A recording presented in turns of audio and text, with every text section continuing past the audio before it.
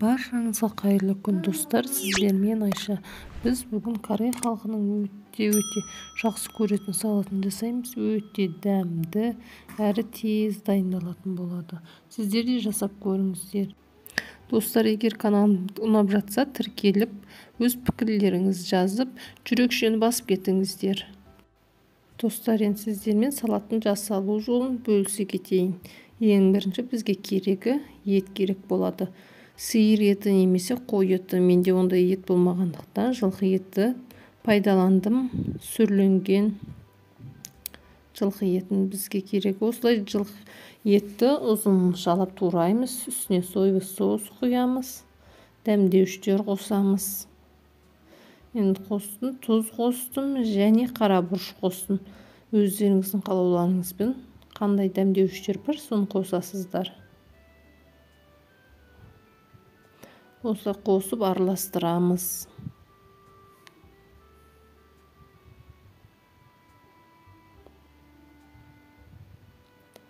Жақсылап араластырып қоямыз. Ендігі кезек бізде пияз. Пиязды да осылай ұзыншалап тураймыз. Ортасынан бөліп, бұлай ұзыншалап тураймыз. Пияз бен етті біз ең бірінші қуыратын боламыз. Пиязды осылай турап алатын боламыз бірінші.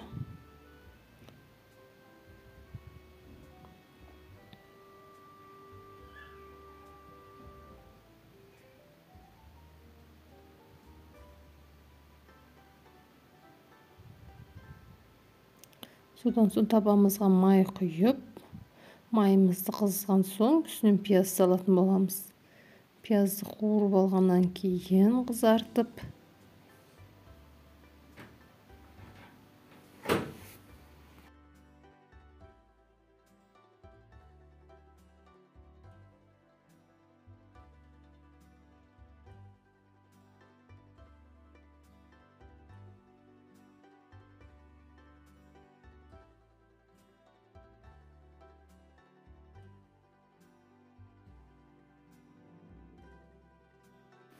пиязымыз қуырылғаннан соң үстіне жаңағы соевый соусқа бұқтырып қойған етімізді саламыз.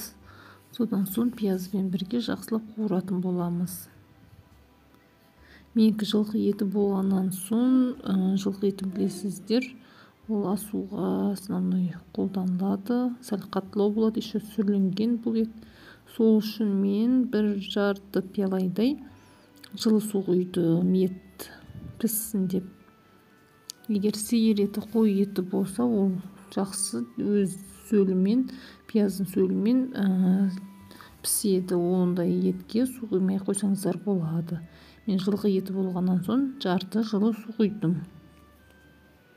Осылай жақсылап қуырып аламыз да, қақпан жауып, баяу отта қойып қоямыз. Келесі кезек мен ақ желкеммен аскөкті тураймыз. Турап алып ыдысқа саламыз. Бұл жерде мен тұздалған қияр пайдаландым. Егер үйлеріңізде помидор болса, помидорды пайдалансаңыздар болады. Тұздалған қиярдың орнына. Қиярды осылай ортасынан бөліп, бұны да бұлай жартыдан бөлеміз. Өздеріңізге қалай ыңғайлы солай турасаңыздар болады.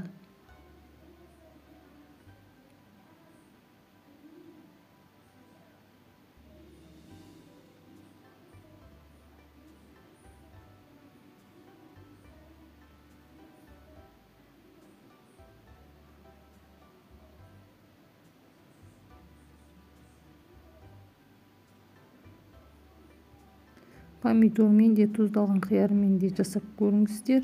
Өте дәмді болады. Осылай жаңағы туралған аскөктің үстіне саламыз.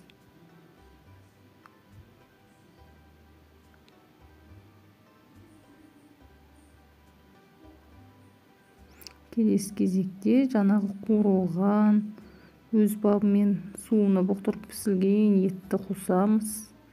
Мінекей етті қостық. Суытып аласыздар. Егер еттеріңіз пісіп болса, оға дейін қиярды бәрін турап болғанша етті суытып аласыздар. Мінекей сарымсақ қосып жатырмын. Өз қалауларыңыз бойынша, егер қызыл бұрыш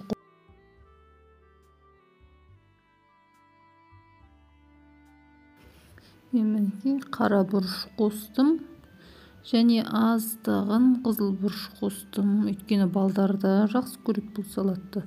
Балдар көп ащыны ұната бермейді, сондықтан кішкене ғана қостым. Қызыл бұрыш қосқаннан кейін қазір қызып тұрған майды құятын боламыз. Сол кезде мына ащының бәрін пісіріп жібереді, ащысын бәрі кетеді.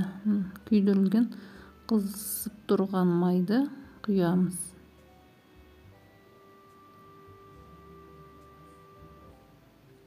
Содан соң алдын ала турап алынған жаңағы корей капустасын қолдансаңыздар болады, және салат жапырағын қолдансаңыздар да болады. Қандай капуста болса да бола береді, кәдімгі домалақ капуста болса да бола береді. Содан соң осылай жақсылап араластырасыздар. Жақсылап араластырып, татымына қарай тұз қосасыздар. Мінекей салатымыз дайын, жасап көрсеңіздер болады, өте дәмді болады. Тәбетті ашады. Мінекей оңай, әрі жылдам, тез дайындалатын салат. Ас болсын, жасап көріңіздер.